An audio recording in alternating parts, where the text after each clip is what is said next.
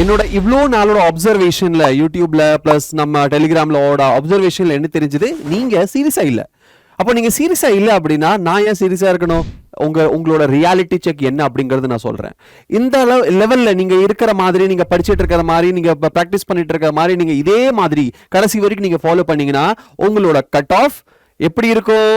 நீங்க அதுக்கப்புறம் NEET result நீங்க பார்க்கவே வேண்டாம், அடுத்து நீங்க பிஎஸ்சி கோர்ஸ் நீங்க ஜாயின் பண்ணலாம், அந்த மாதிரி தாட் உங்களுக்கு அப்பவே வந்துடும். ஏன்னா உங்களோட லெவல் உங்களோட ஸ்ட்ராட்டஜி, உங்களோட ப்ரிப்பரேஷன் ஸ்டைல் அப்படிதான் இருக்கு இல்லையா? எவ்வளவு சாப்டர் இருக்கு நம்ம கிட்ட, எவ்வளவு நாள் இருக்கு? 180 டேஸ் இல்ல, 180 டேஸ் கூட இல்ல, அதை விட கம்மியா தான் இருக்கு. ஏன்னா இந்த வீடியோ என்னைக்கு பப்ளிஷ் ஆகுமோ அன்னைக்கு 180 டேஸ் தாண்டிடும். ஸோ 180 டேஸ் இல்ல. அப்போ நம்மளோட சாப்டர்ஸ் எவ்வளவு இருக்கு டோட்டலா? பிசிக்ஸ்ல எவ்வளவு சாப்டர் இருக்கு? 28 சாப்டர் இருக்கு. கெமிஸ்ட்ரி எவ்வளவு இருக்கு? 19 சாப்டர் இருக்கு. பயாலஜில ரெண்டு சேர்த்து எவ்வளவு சாப்டர் இருக்கு? 32 சாப்டர் இருக்கு. இது எல்லாத்தையும் சேர்த்து 79 சாப்டர்ஸ் இருக்கு. ஒரு நாளைக்கு ஒரு சாப்டர் படிச்சா 79 டேஸ்ல முடிச்சிடலாம். ஆனா அதுமே எப்படி இருக்கு? இந்த டிசம்பர் தட் இஸ் நவம்பர் கம்ப்ளீட்டா இல்ல, 15 டேஸ், ஒரு 15 டேஸ் இருக்கு.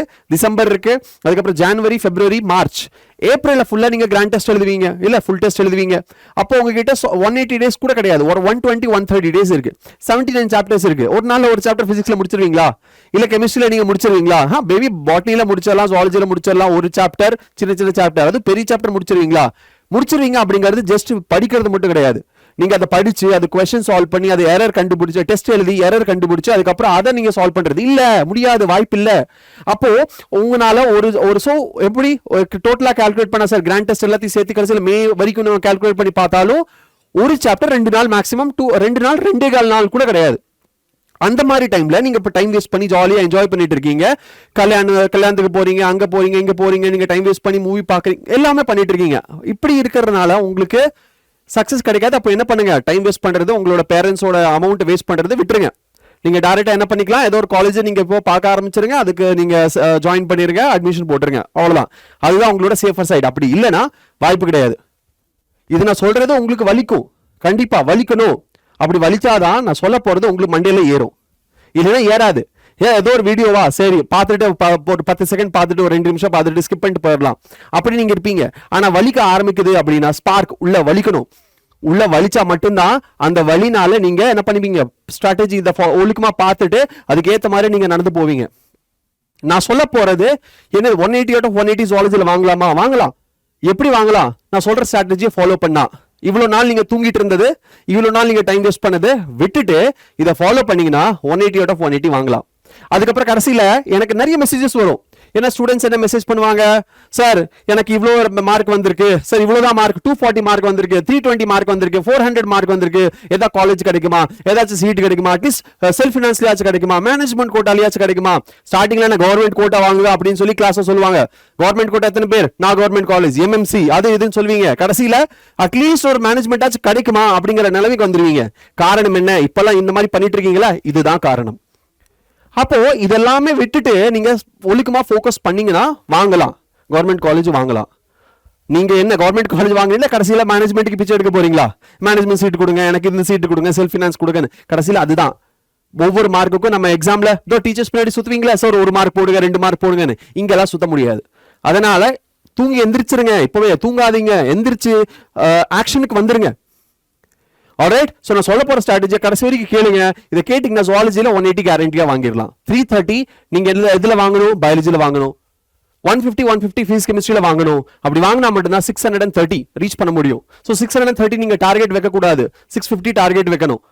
அப்போ 165 ஒரு 160 பிசிக்ஸ்ல நீங்க வாங்கிட்டு 335 நீங்க பயாலஜியில் வாங்கினா 650 டார்கெட். அப்படி நீங்க 650 டார்கெட் வச்சாதான் 600 டச் பண்ண முடியும். 600 டச் பண்ணாதான் கவர்மெண்ட் சீட்டுக்கு நீங்க எதிர்பார்க்க முடியும், இல்லைன்னா எதிர்பார்க்க முடியாது. அப்போ நீங்க என்ன பண்ணலாம்? இந்த ஸ்ட்ராட்டஜியை நீங்க ஃபாலோ பண்ணணும். என்ன ஸ்ட்ராட்டஜி ஃபாலோ பண்ணுவீங்க? இதெல்லாம் சாப்டர்ஸ், இதெல்லாமே சாப்டர்ஸ் என்னென்ன வெயிட்டேஜ் இருக்கு நான் கொடுத்துருக்கேன், நீங்க இதை பார்த்துக்கோங்க. செகண்ட், நீங்க என்ன பண்ணணும்? என்சிஆர்டி லைன் பை லைன் படிக்கணும். First 30 days NCERT line by line, highlight, example, scientific names இதெல்லாம் ஹைலைட் பண்ணணும். ஜுவாலஜிக்கு ஃபார்முலா ஷீட் இருக்கா? வெரி சிம்பிள், ஸ்மால், அது ஹாஃப் பேஜ்ல 1 பேஜ்ல முடிஞ்சிடும். ஃபார்முலா ஷீட் போடணும். அதுக்கப்புறம் குவிக் டாபிக் மேப் போடணும், டயக்ராம்ஸ், ஃப்ளோ சார்ட். எல்லா பிசியாலஜில ஃப்ளோ சார்ட் கண்டிப்பா இருக்கு. ஃப்ளோ சார்ட் போடுங்க, டயக்ராம்ஸ் போடுங்க, அனிமல் கிங்டம்ல எக்ஸாம்பிள்ஸ் போடுங்க. அதுக்கப்புறம் எம்சிக்யூ, ஒவ்வொரு சாப்டரோட எம்சிக்யூ ஃபாலோ பண்ணுங்க. தென் NCERT MTG previous year question follow பண்ணுங்க. Concept base conceptual CB based கொஸ்டின்ஸை நீங்க சால்வ் பண்ணுங்க. அதுக்கப்புறம் என்ன பண்ணலாம், ஃபோக்கஸ் சாப்டர்ஸ், ஹையஸ்ட் நீங்க ஃபோக்கஸ் பண்ண வேண்டியது ஹை ஸ்கோரிங் சாப்டர்ஸ் அப்படின்னு பார்த்தா 11th ஸ்டாண்டர்ட்ல animal kingdom, structural organisation, respiration, circulation, excretion. அதே மாதிரி human reproduction, reproductive health 12th ஸ்டாண்டர்ட்ல. எவல்யூஷன் நீங்க உங்களுக்கு பிடிச்சா படிக்கலாம், இல்லைன்னா கூட விட்டுறலாம், ஒரு கொஸ்டின் தான் அதுல இருந்து வரும்.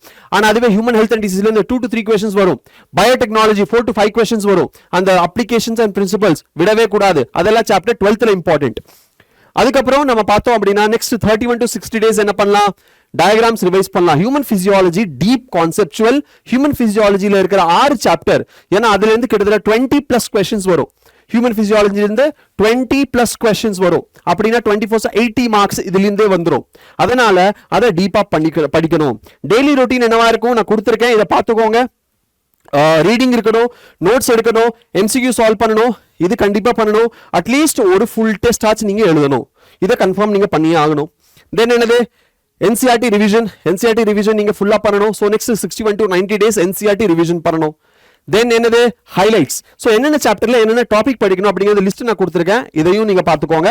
அதுக்கப்புறம் என்னது, வீக்லி வைஸ் வீக்லி பிளான் என்னென்ன அப்படிங்கிறது கொடுத்துருக்கேன். 1 to 3 weeks 12 weeks வரைக்கும் 1 to 12 weeks வரைக்கும் உங்களுக்கு நான் வீக்லி பிளான் கொடுத்துருக்கேன். நெக்ஸ்ட் என்னது, எந்தெந்த மிஸ்டேக்ஸ் அவாய்ட் பண்ணக்கூடாது, எது வந்து நீங்க இக்னோர் பண்ணக்கூடாது, டயக்ராம்ஸ் இக்னோர் பண்ணக்கூடாது, ஏன்னா லேபிளிங் டைரக்டா கேட்கலாம்.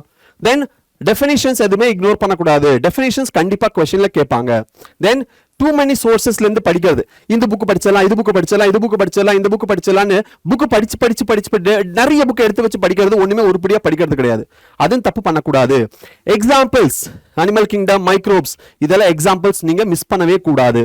தென் என்னென்ன நீங்க பண்ணிருக்கீங்க, இதெல்லாம் பண்ணியாச்சான்னு கடைசியில ஒரு செக்லிஸ்ட் நீங்க கொடுக்கணும். என்சிஆர்டி லைன்ஸ் 2 தாட்டிக்கு மேல நீங்க ரீட் பண்ணணும். பிவைக்யூ சால்வ் பண்ணணும் 3 times. டயக்ராம் அண்ட் லேபிள் நீங்க கண்டிப்பா மனப்படம் பண்ணியே ஆகணும்.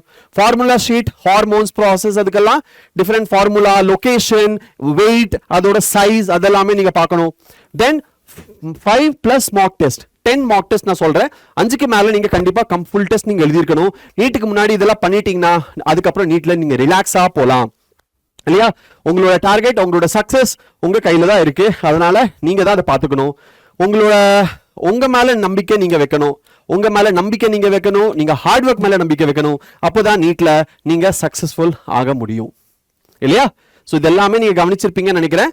அண்ட் இதெல்லாத்தையும் தயவு செய்து ஃபாலோ பண்ணுங்க. அண்ட் டெஃபினெட்லி நீங்க என்ன பண்ணுவீங்க, நீட்ல உங்களுக்கு மார்க் வந்துடும். சரியா, நான் பேசினேன்னு நீங்க தப்பா நினைச்சுக்க கூடாது. உங்களோட மனசுக்குள்ள அந்த ஸ்பார்க் வந்து ஜெனரேட் ஆகணும், அதுக்கு தான் நான் சொன்னது. அதை ஃபாலோ பண்ணுங்க. அண்ட் டெஃபினெட்லி நீங்க நீட்ல கவர்மெண்ட் காலேஜ் வாங்கிடுவீங்க. All the best. வணக்கம்.